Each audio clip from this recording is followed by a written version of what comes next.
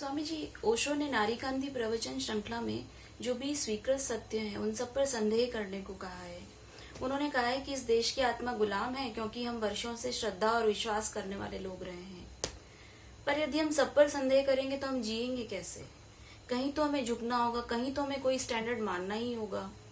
तो ओशो किस प्रकार के स्वीकृत सत्यों की बात कर रहे हैं जिन पे हमें संदेह करना है? क्योंकि मैं भी एक पूर्व ओशो सन्यासिन रही हूँ, मैंने भी यही किया। मैंने पूरी सामाजिक व्यवस्था पर, प्रत्येक व्यक्ति पर संदेह किया मैंने, पर उससे मैं कंफ्यूज हो गई कि आखिर सच क्या है। पर मैं शांत और खुश तब हुई जब मैंने आप पर संदेह नहीं किया। मैंने आप पर पूरा पूरा विश्वास और श्रद्धा रखी, तो संदेह मेरे काम नहीं आया। फाइनली श्रद्धा और विश्वास ही ने मुझे सहारा दिया। तो क्या यहाँ पर ओशो का ये वक्तव्य हम ओशो सन्यासियों को भटकाता नहीं है? इस वक्तव्य में वो वास्तव में क्या कहना चाहते हैं? पहली बात तो ओशो जगत की जो है वो ये है, जो ओशो ने सबसे आरंभिक काल में दी थी, संदेह। ओशो ने कहा था कि मैं अपने हर सन्यासी को संदेह दे देना चाहता हूँ। आज तक सिखाया गया श्रद्धा करो, माँ बाप पे संदेह ना करो, गुरु पे संदेह ना करो, समाज पे संदेह ना करो, जो व्यवस्था है उस पे संदेह ना करो। तो मैं चाहता हूँ कि हर सन्यासी को जो है मैं संदेह दे दूँ, ताकि हर सन्यासी प्रश्न करने खड़ा हो जाए। बहुत अच्छी बात है। ओशो की इस बात को मैं 100% सहमत हूँ, लेकिन कुछ चीज़ें और भी हैं जिन्हें ऐड ऑन कर लेना ज़रूरी है। दो तरीके की जगत हैं।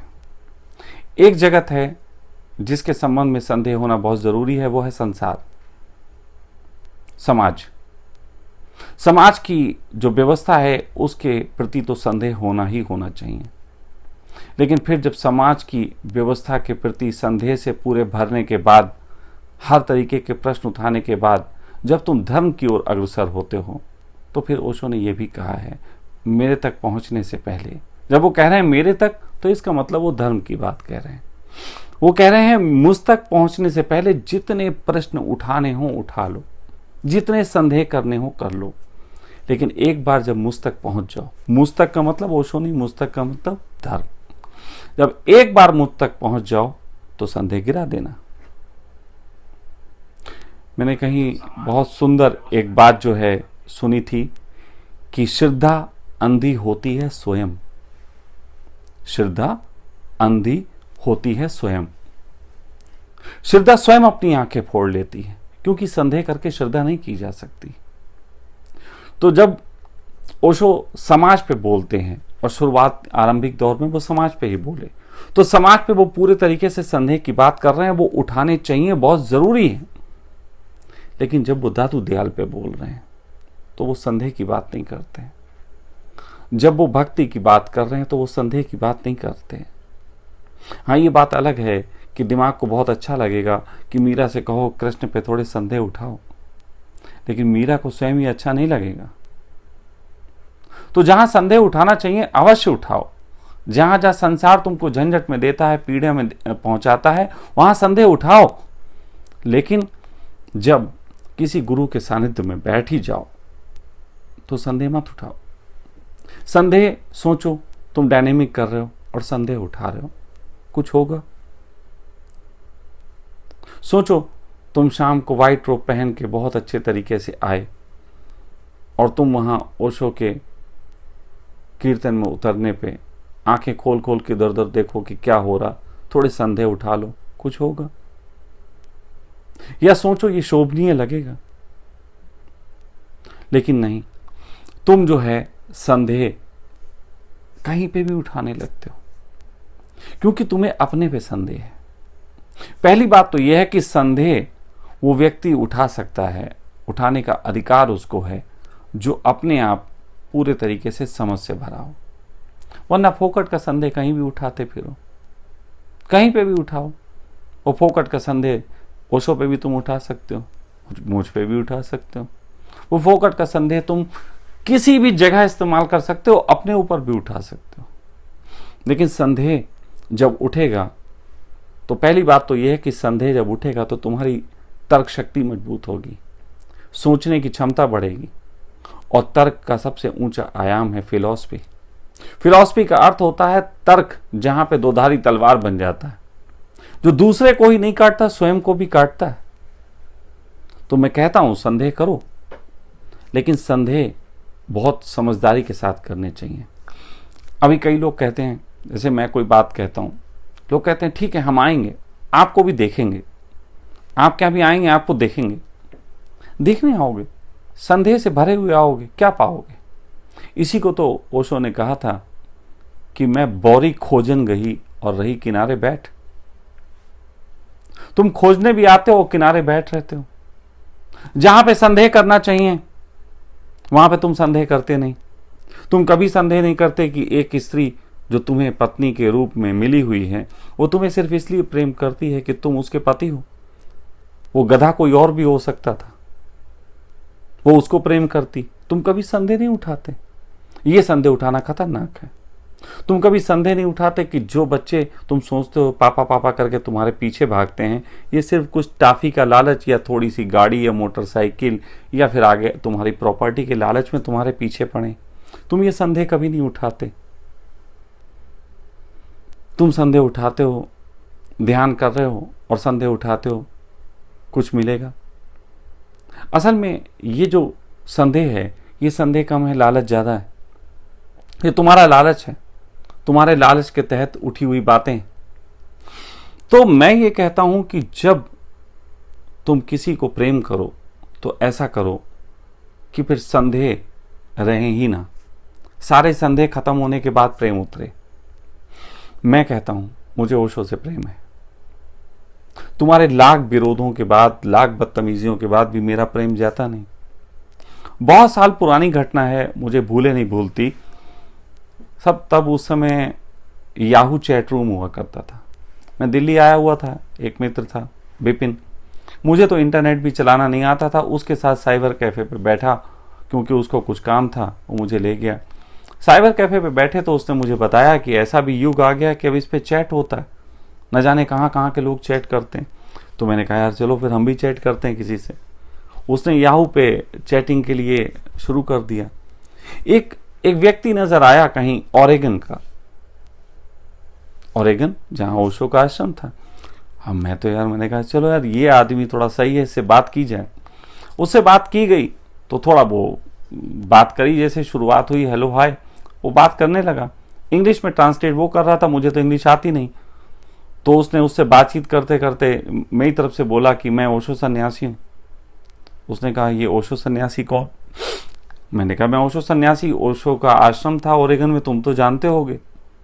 उसने कहा अच्छा वो फ्रॉडिया, वो फ्रॉड। मुझे बड़ी हैरानी हुई। मैंने कहा क्या फ्रॉड वाली क्या बात है? तो उसने कहा कि उसके बारे में अगर मैं तुम्हें बता दूं तो तुम उसका सन्यास छोड़ दोगे, प्रेम करना खत्म कर दोगे। और मैंने कहा बहुत जल्दी बताओ, क्योंकि जो चीज मेरे प्रेम को हिला सकती है किसी दिन, आज कल परसों नरसों, कभी किसी वक्त भी, वो आज हिलाए। मैं तो वो आदमी हूं कि जिस जगह किराए पे रहता हूं उस जगह भी अगर वो कह दें कि 6 महीने बाद मुझे जरूरत होगी इस मकान की, तो मैं उसी दिन से वो मकान छोड़ देने का विचार बना लेता हूं।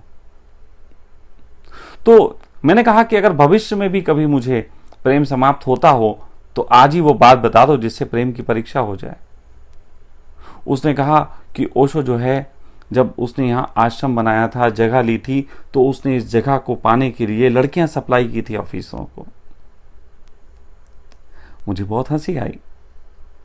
उसने कहा उन्होंने लड़कियां सप्लाई की थी। तो मैंने कहा, मैं हंसा, हा हा करके वो जो लिखा जाता लिख दिया। तो उसने कहा हंसते क्यों? तो मैंने कहा मैं हंसता इसलिए हूं कि तुम्हारी बात से तो प्रेम और बढ़ गया। तो उसने कहा कैसे? तो मैंने उसको बोला कि मुझे ओशो से कोई लेना देना कभी था ही नहीं। मुझे लेना देना था कि उनकी उन बातों से, उनके उस दर्शन से, उनकी उस आंखों से जिससे जीवन बदल सकता है। मेरा जीवन उससे बदल गया, ये पर्याप्त है। बाकी ये बातें मुझ तक पहुंचाने के लिए उन्होंने अगर लड़कियां सप्लाई की तो फिर इसमें प्रेम कम कैसे हो जाए? इसमें तो प्रेम और बढ़ गया। मुझे तो आज ओशो के प्रति प्रेम से बढ़ के श्रद्धा जन्म गई। तो जैसे ही मैंने ये कहा, उसने कहा यू आर मैडमैन, और उसने चैट रूम से आउट कर दिया। उसने कहा पागल आदमी। मैं ये कहता हूं कि तुम प्रेम करो तो इस ढंग का करो, लेकिन तुम्हारा प्रेम बहुत टुच्चा, 2 कौड़ी का। आ जाते हैं मेरे पास बहुत से लोग, ऐसे आते हैं, विश्वास मानो, ऐसे आते हैं जैसे कि बस प्राण त्याग देंगे, ऐसे ही आते हैं, और मैं तो प्राण लेने ही बैठा हूं, फिर भाग जाते हैं। जब उसने कहा कि मैं तो आपके प्रेम में, मैंने पूछा क्या कर सकते हो, उसने प्राण भी दे सकता हूं, मैंने वही तो चाहिए थे, वो भाग जाता है, प्राण नहीं देता। असल में हम लोगों की कहावत थोड़ी उल्टी चलती है, थोड़ा शब्दों में बोलूंगा तो अश्लीलता हो जाएगी। उसने कहा जान ना मांग, गा मांग ले, पता लग जाएगा। जान तो बहुत लोग दे सकते हैं, गा नहीं दे सकते। तो इसलिए छोटी छोटी चीजों से पता लग जाता है कि तुम प्राण कैसे दोगे। क्योंकि तुम शरीर होते तो तुम्हारी गर्दन दबा के प्राण लिए जा सकते थे, लेकिन मेरे पास तुम आते हो तो तुम शरीर नहीं होते, तुम मन होते हो, और मैं तुम्हारे मन की गर्दन दबा देता हूं। वो मन की गर्दन दबाना तुम्हारी हत्या कर देना ही है। लेकिन मैं भी क्या करूं, मैं संकल्पबद्ध हूं इस बात के लिए कि मैं जो भी मेरे पास आएगा उसमें प्यार ही तलाशूंगा। लाखों की मूड भीड़ इकट्ठी करने का मुझे कोई कभी कंसेप्ट रहा ही नहीं। मैं बिल्कुल स्पष्ट कह दूं कि मुझे लाखों की भीड़ का कोई कंसेप्ट नहीं रहा। मुझे तो वो 5, 6, 10, 20 प्यारे मिल जाएं उतना काफी। मुझे तो सिर्फ ऐसों की तलाश है जो मेरे डंडे के बावजूद भी मुझे प्रेम करें, मेरी हर हरकत देख के भी मुझे प्रेम करें, जिन्हें मुझसे प्रेम हो तो फिर कोई कारण ना दिखाई देता हो। किसी भी कारण से यदि तुम्हें मुझे प्रेम है तो वो कारण की तो मैं ऐसी हत्या करूंगा कि तुम सोच भी नहीं सकते। तुम मुझे करके देखो प्रेम, तुम मुझे बताओ कि फला कारण से प्रेम है, और फिर देखो मैं कितने बढ़िया ढंग से उसको खत्म करता हूं। तो तुम्हारे जो प्रेम है उनके आधार गलत हैं। मैं ये कहता हूं संदेह को प्रेम का आधार बनाओ। जितने संदेह करने पहले कर लो, और जब संदेह से निपट जाना तो श्रद्धा को आधार बनाना, और श्रद्धा को आधार बनाना तो आंखें फोड़ लेना। आंखें का मतलब तुम्हारी जो समझ है, तुम्हारी जो चाह है, उसको फोड़ लेना। तब जाके कहीं तुम प्रेम को उपलब्ध हो सकोगे। तो ओशो जगत की ये सबसे बड़ी भटकन है कि संदेह के नाम पे तुम अनर्गल संदेह किए चले जाते हो, कहीं पे भी तुम्हें संदेह उठ जाता है। लेकिन ओशो ने तुम पे जब ये बात कही कि संदेह करो, तुमने कहा भगवान अब आप पे तो संदेह कर ही नहीं सकते, क्योंकि आपने कह दिया संदेह करो। ये भी गलत है। ओशो की बात एक्सपेरिमेंट करने योग्य है, और एक्सपेरिमेंट करने को ये मान के नहीं किया जा सकता कि एक्सपेरिमेंट का ये परिणाम होगा। लेकिन ज्यादातर लोग एक्सपेरिमेंट करते हैं एक छोटे से भ्रम के कारण। ओशो हर बात के पीछे एक कहानी सुनाया करते थे। हर बात के पीछे एक कहानी होती थी।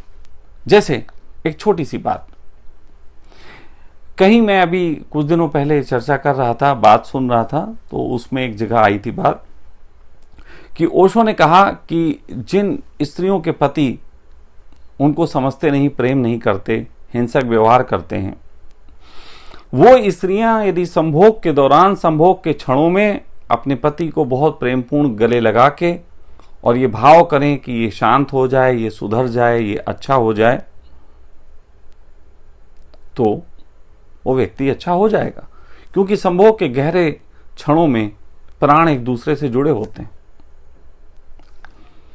जब ये बात ओशो ने कही तो उसके बाद ये कहा कि मैं जो कहता हूं उसको प्रयोग करने की जरूरत है, अपने अनुभव से गुजर के देखने की जरूरत है। लेकिन मैं स्त्रियों से जब बात की तो मैंने पाया कि बहुत सी स्त्रियों ने इस प्रयोग को किया, लेकिन उसने ये किया कि इससे ऐसा हो जाएगा। अब पहले दिन उसने उस पति का संभोग झेला जो रेप जैसा था, और झेलते वक्त वो भाव कर रही थी कि तू सुधर जा, तू सुधर जा, तू सुधर जा। वो सुधरा नहीं, फिर अगले हफ्ते जब फिर रेप हो रहा था तो उसने कहा ट्राई करते हैं, शायद मेरे कहने में कोई भूल हो गई हो। तो उसने दूसरे तरीके से ट्राई किया। उसने अब की बार पीठ सहला के कहेंगे कि सुधर जा सुधर जा। फिर पीठ सहला के कहा सुधर जा सुधर जा। फिर नहीं सुधरा तो लगता है भूल हो गई, तो इस बार किस करते हुए कहेंगे सुधर जा सुधर जा। रेप चलते रहे, पति तो सुधरा नहीं, खुद बात भटक गई, बहुत लंबी भटक गई। लेकिन कभी भी ये कहने का साहस नहीं हुआ कि ओशो की ये बात गलत थी। ओशो की अगर किसी बात को प्रयोग में उतारना हो तो मैं आपसे कहता हूं कि आप सीधे सीधे प्रयोग में उतरो। हो सकता है किन्हीं के कार्य की हो, किन्हीं के कार्य की ना हो। लेकिन अगर तुम कुछ मान के ही प्रयोग में उतरे, जैसे ध्यान करते हो इस बात के लिए ही करते हो कि बुद्धत्व ही मिलेगा, तो मैं गारंटी देता हूं कभी मिलने वाला नहीं, क्योंकि तुमने पहले से मान ली, एक धारणा बना ली। बहुत से लोग एक्सपेरिमेंट करते हैं, वैज्ञानिक धारणा बना के करते हैं। आपने पढ़ा होगा, एक अखबार में निकलती एक बात कि शराब पीने के फला फायदे, फिर 2-4 दिन बाद एक न्यूज आती शराब पीने के कुछ नुकसान खोजे गए। तो ये ऐसे कैसे हो सकता है, कोई नुकसान खोज लेता, कोई फायदे खोज लेता है। असल में धारणा जिसकी जैसी हो, जैसे शराब पीने वाला ऐसी पोस्टें ढूंढता रहता है कि कब शराब की तारीफें हो जाएं, वो पोस्टें शेयर करता है, लोगों को व्हाट्सएप करता है।